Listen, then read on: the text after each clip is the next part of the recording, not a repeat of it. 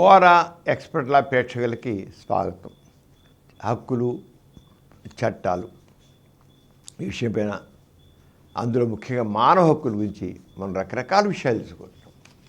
మానవ హక్కుల ఉల్లంఘన ఎలా జరుగుతోంది, రాజ్యాంగంలో ప్రాథమిక హక్కులు అనే దాంట్లో అది మానవ హక్కులను వర్డ్ పెట్టకపోయినా అక్కడ మానవ హక్కులని దాంట్లో ఉట్టికించమని చెప్పపోయినప్పుడు కూడా అవి చాలా వరకు అవన్నీ కూడా ప్రాథమిక హక్కులే, మానవ హక్కుల కిందే లెక్క. ఆ మానవ హక్కుల్లో మనం ఇంకా కొన్ని విషయాలు చూసాం. మన freedom of speech, freedom of expression వీటి గురించి మనం కింద ఎపిసోడ్లో చెప్పుకున్నాం. ఈసారి ఎపిసోడ్లో నిరాయుధంగా శాంతియుతంగా సమావేశాలు జరుపుకునే స్వేచ్ఛ హక్కు, ఆ రకమైన హక్కు ఉంది. కాన్స్టిట్యూషన్లో మనకి హక్కు ఇవ్వబడింది. దేంట్లో ఫండమెంటల్ రైట్స్ ఇవ్వబడింది. ప్రాథమిక ఫండమెంటల్ రైట్స్ అనేది రాజ్యాంగబద్ధంగా ఇచ్చిన గ్యారంటీ, రాజ్యాంగం ఇచ్చిన గ్యారంటీ. ఇదేమీ ఆదేశ సూత్రాలు కాదు, రాజ్యాంగం ఇచ్చిన. పెట్టుకో, సమాసాలు పెట్టుకో, చెప్పు, నువ్వు నీ భావన చెప్పుకో అనేది మనకి కాన్స్టిట్యూషన్ ప్రకారంగా రాజ్యాంగబద్ధంగా ఇచ్చినటువంటి స్వేచ్ఛ జరుగుతుందా? మీ అభిప్రాయం చెప్పడానికి ఏదైనా మీటింగ్ పెడితే వెంటనే పోలీసు వాళ్ళు వచ్చి ముందు తీసి అరెస్ట్ చేసి పట్టుకుపోతున్నారు. అంటే రాజ్యాంగం ఇచ్చినటువంటి హక్కుని, ఆ ఫండమెంటల్ రైట్ని ఇక్కడ హరించడం జరుగుతుంది, ఉల్లంఘించడం జరుగుతుంది. ఇవన్నీ ఎప్పుడు వస్తాయండి? ప్రజల్లో చైతన్యం రావాలి, ధైర్యం రావాలి, చైతన్యం రావాలి. అప్పుడు ప్రభుత్వాలు తల ఉంచుతాయి. అప్పుడే రాజ్యాంగం ఏ హక్కులైతే మాకు ఇచ్చిందో అవి చక్కగా రక్షింపబడతాయి. ఇక ఇప్పుడు మనం చెప్పిన దాంట్లో నిరాయుధంగా శాంతియుతంగా సమావేశాలు జరిపే హక్కు, స్వేచ్ఛ ప్రజలందరికీ ఉందని ఒక పక్క చెబుతూనే మరోపక్క హక్కు స్వేచ్ఛపై కూడా ఈ అధికారం ఆక్షలను అందిస్తున్నాయి. ఈ సమావేశాల అనుమతి ఇవ్వాల్సింది స్థానిక పోలీసులు. పోలీసుల చేతిలో ఈ హక్కు పూర్తిగా దుర్యోగం చేయబడుతుంది. అది అర్థం చేసుకోండి. ఎవరి వారి స్వేచ్ఛ మనకి పోలీసు వ్యవస్థ ఇవ్వాలండి. పోలీసు లా అండ్ ఆర్డర్ అంటారు కదా, లా అండ్ వాళ్ళేమో ఇవ్వట్లేదు. ప్రత్యేకించి గిరిజనులు, ఆదివాసీలపై ప్రభుత్వపర హింసకు నిరసనగా జరిగే సమాచారకు పలు సందర్భాల్లో పోలీసులు అనుమతులు ఇవ్వడం లేదు. గిరిజనుల మీద, వాళ్ళ మీద చాలా రకాలుగా వాళ్ళు ఏమైనా మీటింగ్ పెడితే, అక్కడ అసలు నక్సలైట్స్ కానీ వెళ్ళి మీటింగ్ పెడితే వెంటనే వాళ్ళని వెళ్ళి ఆ గిరిజనుల్ని నానా ఇబ్బందులు పెడుతున్నారు. వాళ్ళకి చైతన్యపరుస్తున్నారు. అది రాజ్య హింసకు నిరసనగా జరిగే సమావేశాలు కావాలి చేస్తున్నారు అన్నమాట. ఇటువంటి సమావేశాలను మావోయిస్టుల ఫ్రంట్ ఆర్గనైజేషన్లు ఏర్పాటు చేస్తున్నాయని, రాజ్యాంగబద్ధంగా ఏర్పడిన ప్రభుత్వాన్ని సాయుధంగా కొలచవలసినగా ప్రజలు రెచ్చగొట్టేందుకు ఈ సమావేశాలు ఉపయోగిస్తున్నాయని, అందువల్ల అటువంటి సమావేశాలకు అనుమతి నిరాకరించడం సమంజసమని పోలీసులు, పాలకవర్గాల వాదన. ఇది అన్యాయమైన వామపక్ష మేధావుల వాదన. ఈ అంశంపై భిన్నాభిప్రాయాలు ఉన్నాయి. దీన్ని బట్టి గమనించాల్సింది ఏంటంటే, తమ అస్తిత్వాన్ని భంగం కలుగుతున్నప్పుడు నిరాయుధంగా శాంతియుతంగా సమావేశం జరిపిన హక్కును కూడా పాలకవర్గాలు సహించటం లేదు. అక్కడమే ఆయుధాలు పట్టుకుని చేయట్లా. కానీ మిమ్మల్ని అణిచివేస్తూ ఉంటే, గిరిజనులు అణిచివేస్తూ ఉంటే మీరు ఊరుకోకండి, మీరు ఎదురు తిరగండి, మీ భావాలను చెప్పండి, మీ రైట్స్ని చెప్పండి అని చెప్పడం అనేది తిరుగుబాటుతనంగా, తిరుగుబాటు వ్యవస్థ ముందే అణిచేదానికి చూస్తుంది. అంటే ప్రజల్లో చైతన్యం కలిగించడం కూడా తప్పే. ప్రజలు అనబడి దాసం అయ్యి ఉండే వీళ్ళకి ఈ రకంగా పబ్బం గడుగుతూ ఉండాల్సింది. అలాగే అసోసియేషన్లు, సంఘాలు పెట్టుకునే హక్కు ఉంది, రాజ్యాంగబద్ధంగానే ఉంది. ప్రధానం ఏంటి, అసోసియేషన్లు, యూనియన్లు, సంఘాలు పెట్టుకునే హక్కు. అదే సమయంలో అత్యంత మోసపూరితమైనది కూడా ఉంది. పట్టుబడిదారి పాలక వర్గాలు వాటి ప్రెసిడెంట్ రాజకీయ పార్టీల బండారాన్ని, రాజ్యాంగం యొక్క అసలు రంగుని, న్యాయ వ్యవస్థ ఎదురుపైన తెలుసుకునే ఈ హక్కు ఎంతగానో ఉపకరిస్తుంది. రాజకీయం అనేది ఈ జనజీవితంలో ఒక భాగం. వయోధులతో పాటు పౌరులందరూ రాజకీయాలను అర్థం చేసుకుని ఓటు హక్కును వినియోగించని, తమ క్లిష్టమైన రాజకీయ పార్టీకి ఓటు వేయచ్చని రాజ్యాంగం చెబుతుంది. అంతే కదా, ఓటు అనేది మీ హక్కు, అది రాజ్యాంగం చెబుతుంది. ప్రతి ఒక్కరు ఓటు వేయాలని చెబుతుంది.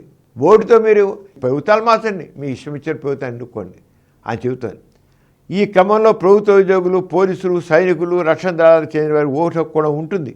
ఉద్యోగరీత్యా దూర ప్రాంతాల్లో ఉన్న వారికి కూడా పోస్టల్ బ్యాలెట్ ద్వారా సౌకర్యం కూడా ఉంటుంది. పత్రికల ద్వారా, రేడియోల ద్వారా, ఇతర ప్రసార మాధ్యమాల ద్వారా సమాజం అన్ని వర్గాల ప్రజల రాజకీయ ప్రభుత్వం అవుతుంది. ఈ విధంగా రాజకీయంగా చైతన్యం కావాలని రాజ్యాంగకర్తల అభిలాష. మన రాజ్యాంగంలో ప్రతి ఒక్కరు చైతన్యం అవ్వాలి, ప్రతి ఒక్కడు చైతన్యం రాజ్యాంగం చెబుతుంది. రాజ్యాంగ అభిలాష ఏంటంటే ప్రతి ఒక్కరు రాజకీయంగా చేతినివ్వాలి. రాజకీయంగా అదే చెప్తుంటే సొమ్ముకి సారాకి ఓటుని అమ్ముకోవద్దని నిజాయితీతో మంచి పార్టీకి రాజకీయాలు అప్పచెప్పమని చెప్తుంది. అంటే రాజకీయాలను క్షుణ్ణంగా అధ్యయనం చేయమనే కదా. కానీ మరోవైపు ఈ రాజకీయ చైతన్యం మీద అన్నీ ఆంక్షలే. ఒక పక్కేమో నువ్వు అన్ని విషయాలు తెలుసుకో, ప్రభుత్వపరంగా ఏం జరుగుతోంది, పాలకవర్గం ప్రకారం జరుగుతోంది, ఈ ప్రభుత్వ అధికారులు ఏం చేస్తున్నారు, ఈ పోలీసులు ఏం చేస్తున్నారు, రాజ్యాంగం ఉన్నారా లేదా, ప్రభుత్వ తీరేలా ఉంది తెలుసుకో, రాజకీయం తెలుసుకొని చెబుతూనే రెండు పక్క తెలుసుకుని దాని ప్రకారంగా వాళ్ళకి ఎక్కడ వ్యతిరేకిస్తే వెంట అణిచివేస్తున్నారు. ఏంటి లాభం? ఒక పక్కని స్వేచ్ఛను చెబుతున్నారు, రెండు పక్క నోరు మూసేస్తున్నారు. ఈ అసోసియేషన్లు కానీ వీళ్ళు చెబుతుంది స్వేచ్ఛ అంటున్నామే, మనకు సాంస్కృతి చెప్పేవి శ్రీరంగ నూతులు రెండు మాటలు కదా. ఆ రంగాన్ని స్వేచ్ఛ అని చెబుతోంది, స్వేచ్ఛకి అణిచివేత. ఒక పక్క స్వేచ్ఛ అంటున్నారు, రెండు పక్క చేస్తారు. ఒక మాట్లాడినారు, రెండు పక్క నోరు మూసేస్తున్నారు. ఇది మానవ హక్కుల ఉల్లంఘన. అంచేత ఈ ఒక విద్యార్థులు బుద్ధిగా చదువుకోవాలంటారు, రాజకీయాలు దూరంగా ఉండాలంటారు. మరి అందువల్ల ఒక రాజకీయ పార్టీ బ్యానర్ కింద ఆ పార్టీ అభ్యర్థిగా కాలేజీ ఎన్నికలు పోటీ చేయకూడదని అంటుంది. అని ఇప్పుడు ఇవాళ విద్యార్థి సంఘాలు ఉన్నాయి కదా, దాంట్లో రాజకీయ పార్టీలు రాకూడదంటారు. అది కరెక్ట్, వాళ్ళ రాజకీయ ఇష్టం, నీ లీడర్ని ఎన్నుకొని పార్టీకి ఓటు వేయచ్చు, కానీ తమ ఇచ్చిన రాజకీయ పార్టీ చేరకూడదు. రైల్వే శాఖలో పనిచేస్తున్న ఉద్యోగి ఏదో పార్టీ పెంచే పార్టీ చేయడం వీలుగా ఉంటుంది. ఈ రంగా మనకి మరి రూపక రాజకీయ ఏ పార్టీలో చేరకూడదు, అసోసియేషన్ పెట్టుకోవచ్చు కానీ పార్టీలు రాకూడదు. అంటే నీ వరకే నువ్వు పెట్టుకోవాలి. పాలకవర్గాల దృష్టిలో సంఘాలు యూనియన్లు అంటే రాజకీయ రహిత సంఘాలు. అది గుర్తించాల్సిందంటే అసోసియేషన్ పెట్టుకోవాలంటే సంఘాల దశలో సంఘాలన్నా అంటే ఉద్యోగుల సంఘాలన్నా యూనియన్లు అంటే రాజకీయ రహిత సంఘాలు. యూనియన్లు అని అర్థాలు అంటే విద్యార్థులు, ఉపాధ్యాయులు, ప్రభుత్వ ఉద్యోగులు తదితరులు యూనియన్లు పెట్టుకోవచ్చు. అయితే రాజకీయాలతో సంబంధం పెట్టుకోకూడదు, రాజకీయ ప్రకటన చేయకూడదు. సుప్రీంకోర్టు కూడా ఈ ప్రభుత్వ అభిప్రాయాన్ని చాలా కాలంగా సంబంధించింది. అసోసియేషన్ ఏర్పాటు చేసుకోవడం, వాటి సభ్యులుగా చేయడం అనేది పౌరుల ప్రాథమిక హక్కు అయినప్పటికీ అసోసియేషన్ పేరుతో సమ్మె చేయడం తమ హక్కుల సాధనకు సంఘాన్ని ఒక ఆయుధంగా వాడుకోవడం ప్రాథమిక హక్కు కిందకు రాదని సుప్రీంకోర్టు పెట్టింది. చూడండి మీరు కలిగిందో. ఒక పక్కేమో మీరు అసోసియేషన్ పెట్టుకోండి, మీ విషయాలు చెప్పండి, మీ బాధలు చెప్పండి అంటుంది. చెబితే నేను చెప్పితే వాళ్ళు గట్టిగా సమ్మె చేద్దాం అంటే తప్పండి. ఇదే సుప్రీంకోర్టు. What is this? ఏ రకం ఉంటుంది అంటే సుప్రీంకోర్టే రెండు పక్క ఈ హక్కుల్ని సరే లేకుండా హక్కుల్ని హరించేస్తాం. మన చివరికి మనకి రాజ్యాంగం చూసినట్టయితే ఖైదీలకు బేడీలు వేయడం తగ్గదన్నది, జైల్లోని ఖైదీలు కూడా మానవ హక్కులు ఉంటాయంది, పత్రికా స్వేచ్ఛపై ఆంక్షలు తగ్గదంది. ఇటువంటి మరి ఎన్నో తీర్పులు ఉన్నాయి. మరి రాజకీయ స్వేచ్ఛ విషయంలో కూడా తేడా ఎందుకు? ఖైదీలు కూడా హక్కులు రాయిద్ది అన్నప్పుడు ఇలా ఉన్నప్పుడు మరి కాంతవరం రెండో పక్క ఎంత అంటే మానవ హక్కుల వల్ల ఎంత జరుగుతోంది? చెప్పేది ఒకటి, చేసేది ఒకటి అండి. సంఘాలు పెట్టుకో, చేసుకుంటుంది, రెండో పక్క నువ్వేమైనా సమ్మె చేస్తే తప్పు ఉంటుంది. ఇంకెలా అంటే ఊరికి చెప్పుకో, వింటే అంటారు, వినకపోతే నువ్వు కూర్చొని అర్థం. ఇంకెందుకని సంఘాలు? ఆ సంఘాలకు స్వేచ్ఛ ఎందుకని దండుగా? ఇవన్నీ మానవ హక్కుల ఉల్లంఘన. మనం ఏం చేయలేక చేతగానంత చేతులు కొట్టు కూర్చోండి. ఇప్పుడు మానవ హక్కులన్నీ ఈ రంగానే నీరు గార్చబడుతున్నాయి. మానవ హక్కులన్నీ నీరు గార్చబడ్డ కారణం ఏంటంటే వాడికి లేనిపోయిన పరిమితులన్నీ పెట్టిస్తారు, నిబంధనలు పెట్టిస్తారు, నియంత్రణలు పెట్టిస్తారు.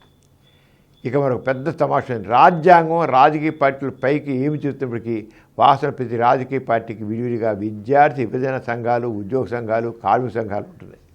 చూడండి విచిత్రంగా. ఒక పక్కేమో ఈ ఉద్యోగ సంఘాల్లోనూ రాజకీయ విద్యార్థి సంఘాల్లో రాజకీయ ప్రమేయం లేకుండా ఉంటున్నాయి. మళ్ళీ ఈ పార్టీలే ఎవరైతే ప్రభుత్వంలో ఉన్నారో ఆ పార్టీలు, అధికార పార్టీలు ఉన్నవాళ్ళు, ప్రతిపక్షంలో ఉన్నవాళ్ళు కూడా ఈ విద్యార్థి సంఘాల్లో వాళ్ళు పెట్టి విద్యార్థి సంఘాలు ఉంటున్నాయి, ఉద్యోగ సంఘాలు ఉంటున్నాయి. మనం చూసాం. ఒక ఎక్కడ స్ట్రైక్ వస్తుంది, ఒక ఉద్యోగ సంఘం పిలిపిస్తుంది, రెండవ ఉద్యోగ సంఘం మేము పని చేయటం అంటే అధికారం ఉన్న పార్టీకి సంబంధించిన ఉద్యోగస్తులేమో వాళ్ళు కొంత ఫేవర్ పొందుతూ వాళ్ళది ఈ సమ్మెకి మేము సమ్మెకిలో పాల్గొనట్లేదు అంటుంది. రెండో పార్టీ ఏమో సమ్మెలో పాల్గొన్నాయి. అంటే కారణం ఎందుకని? రెండు కూడా ఉద్యోగ సంఘాలే, రెండు విద్యార్థి సంఘాలే. ఒక సంఘం ఏమో సమ్మె అంటుంది, రెండు సంఘం సమ్మెలో పాల్గొనలేదు అంటుంది. ఎందుకు తిరుగుతుంది అలాగా? అధికార పార్టీలో ఉన్న రాజకీయ పార్టీయే ఇక్కడ ఒక సుప్రీంకోర్టు ఆర్డర్ ప్రకారంగా అధికార పార్టీలకు సంబంధించిన వాళ్ళు, కానీ ఏ ప్రతిపక్ష పార్టీల వాళ్ళు అసలు రాజకీయ పార్టీలు ఈ సంఘాల్లో జోక్యం కలిగించుకోకూడదు, పార్టీల పరంగా ఈ ఉద్యోగ సంఘాలు ఉండకూడదు అని సుప్రీంకోర్టు జడ్జిమెంట్. కానీ జరుగుతుంది ఏంటి? ఏ ప్రభుత్వం అయితే అధికారంలో ఉందో ఆ పార్టీయే మానవ హక్కులు ఉల్లంఘన చేస్తోంది. అధికార పార్టీ వాళ్ళు కూడా ఒక సంఘం, ఒక ఉద్యోగ సంఘాలు, విద్యార్థి సంఘాలు ఉంటున్నాయన్నమాట. అంటే మనం మానవ హక్కులు ఉల్లంఘన ఎన్ని రకాలుగా ఎన్ని చోట్ల జరుగుతున్నాయో మరి ఇవన్నీ ఉదాహరణగా ఉన్నాయి. అంచేత దాని గురించి మనం జాగ్రత్తగా ఆలోచించాల్సిన బాధ్యత ఎంతైనా ఉంది. అలాగే స్థానికులకు ఎక్కువ ఉద్యోగాలు, విద్యా అవకాశాలు, స్థానికులకు అతి తక్కువ విద్యా ఉద్యోగాలు కల్పించబడుతున్నాయి. ఇంతవరకు అది కరెక్టే జరుగుతుంది. ఎలాగా? స్థానికులు ఈ కొన్న వాళ్ళకి ఎక్కువ ఉద్యోగాలు ఇవ్వాలని. విశాఖ ఉక్కు ఫ్యాక్టరీ ఉంది, విశాఖ ఉక్కు ఫ్యాక్టరీలో అక్కడ స్థానికులకు ఎక్కువ ఉద్యోగాలు ఇవ్వాలి, స్థానికే తక్కువ ఇవ్వాలి. అది జరుగుతుందన్నమాట. అయినప్పటికీ స్వార్థ, సంకుచిత రాజకీయాలు, ప్రాంతీయవాదం, నిరుద్యోగం పెరుగుతున్న నేపథ్యంలో దేశంలోని చాలా ప్రాంతాల్లో స్థానికేతరులపై దౌర్జన్యాలు, వారిని అక్కడి నుంచి వెళ్ళిపోవాల్సిన బెదిరింపులు ఎక్కువవుతాయి. ఈ రంగానేది మనకు చాలా జరుగుతుందన్నమాట. ఇక వృత్తి వ్యాపారాల పౌరులందరికీ ఒకే విధమైన స్వేచ్ఛ ఉన్నది. అయితే స్వేచ్ఛ ఉంది కదా అని మాదక ద్రవ్యాలను అమ్ముతానంటే కుదరదు. కానీ ఈ మాదక ద్రవ్యాలు అమ్మించడంలో కూడా ఈ పార్టీల వాళ్ళు కొంత ఇది. అలాగే నిరాహార దీక్ష మనం స్వాతంత్రం ఇప్పుడు మహాత్మా గాంధీ నిరాహార దీక్ష చేశారు. ఎక్కడైనా సరే మన హక్కులు ఉల్లంఘన జరుగుతుంటే ప్రభుత్వం మీద నిరాహార దీక్ష గాంధీ చేశారు. నిరాహార దీక్ష అనేది రాజ్యాంగబద్ధంగాను చారిత్రక నేపథ్యం దృష్ట్యా అనుమతించదగింది. భావప్రకటన స్వేచ్ఛలో అది ఒక భాగమే. భావప్రకటన స్వేచ్ఛను ప్రభుత్వాలు గౌరవించాలి. భావప్రకటన స్వేచ్ఛపై ఆంక్షలు విధించడంపై న్యాయ సమస్య జరిపే అధికారం సుప్రీంకోర్టుకు ఉంటుంది. శాంతియుతంగా సమావేశాలు జరుపుకోవడానికి తగిన అవకాశాన్ని ప్రభుత్వాలు కల్పించాలి. బహిరంగ సభలపై ఆంక్షలు, సెక్షన్ 144 సెక్షను ఇవన్నీ కూడా జరుగుతాయంటే ఉంది. మన సభలో కాల పరిమితి సభ లేనిపోయినాయి. ఒక పక్కేమో భావప్రకటన స్వేచ్ఛ అన్నారు, మళ్ళీ మీరు ఏదైనా ఒక సమావేశం పెట్టుకుని చేస్తుంటే మళ్ళీ దాని మీద ఆంక్షలు విధిస్తున్నారు. 144 సెక్షన్ ఉంది, వెళ్ళిపోవాలంటారు. ఒక పక్కేమో భావప్రకటన స్వేచ్ఛకి ఉంది, సమావేశం పెట్టుకునే అధికారం ఉంది, రెండో పక్క 144 సెక్షన్ పెట్టి నలుగురు గంటే మించి ఉండడానికి లేదు పొందినట్టున్నారు. ఎలా ఉంది? మానవ హక్కుల్ని రక్షించాల్సిన సుప్రీంకోర్టు కానీ ప్రభుత్వాలు కానీ ఏ రంగా ఈ మానవ హక్కులు ఎలా హరిస్తున్నాయి, నీరు గారుస్తున్నాయి అని మనం తెలుసుకోవాలి. ఇది భారతదేశంలో మానవ హక్కులే. ఇలాగే మరికొన్ని విషయాల్ని మనం వచ్చేసరి దాంట్లో ఇస్తాం. ఇవన్నీ చాలా విషయాలు ఉన్నాయి. అందుకనే మానవ హక్కుల కోసం పోరాటం జరుగుతుంటే ఎందుకు మనిషి ఈ మానవ హక్కులను సాధించలేకపోతున్నారు? పోరాటాలు జరుగుతున్నాయి. దశాబ్దాల పరంగా మానవ హక్కుల రక్షణ కోసం పోరాటాలు జరుగుతున్నాయి. కానీ వాళ్ళు తీసుకుని జైళ్ళలో పారేస్తున్నారు. మనం తెలిసిపోతుంది పరహారావు గారిని, సాయిబాబుని, వీళ్ళందరినీ ఏ రంగా వీళ్ళేమైనా ఆయుధాలు పడి కూర్చున్నారా? పరహారావుని తీసి బొంబాయి జైల్లో పారేశారు, సాయిబాబు గారిని పంపించి జైల్లో పారేశారు. కోరినేంటి? The demand human rights. అడుగుతుంటే వాడు దేశద్రోహి కింద కంటకడుతున్నారు. దేశద్రోహి అది వాళ్ళు పెట్టేది. దేశద్రోహం కింద వస్తుంది. ఈ దేశ వినాశనానికి తోడుతాడు అన్నీ అన్నట్లుగా పెడుతున్నారు. ఇవి ఈ రకంగా మానవ హక్కుల ఉల్లంఘన అడుగడుగునా జరుగుతుంది. ఎప్పుడైతే మానవ హక్కులు సరిగ్గా ఉంటాయో అప్పుడే సమాజం చక్కగా ఉంటుంది. అలాగే ఇక జరిగే అవకతవకలకి, అన్యాయాలకి వాడు ఎదిరించే స్వేచ్ఛ వస్తుంది. స్వేచ్ఛ వస్తేప్పుడే చక్కగా అన్ని విషయాలు చక్కగా జరుగుతాయి. లేకపోతే కొంతమంది వాళ్ళు దోపిడీతో, దుర్మార్గంతో, దుష్టత్వంతో వాళ్ళ పబ్బం గడుపుకుంటారు. రెండో వాళ్ళు ఏమి నిస్సహాయంగా ఉండాల్సి వస్తుంది. మానవ హక్కులు ఎప్పుడైతే సరైన రక్షణ ఉంటుందో, మానవ హక్కులకు ఎప్పుడైతే సరైన ఇది గౌరవం ఉంటుందో అప్పుడే సమాజం సమసమాజంగా ఉంటుంది, అందరూ హాయిగా ఉంటారు.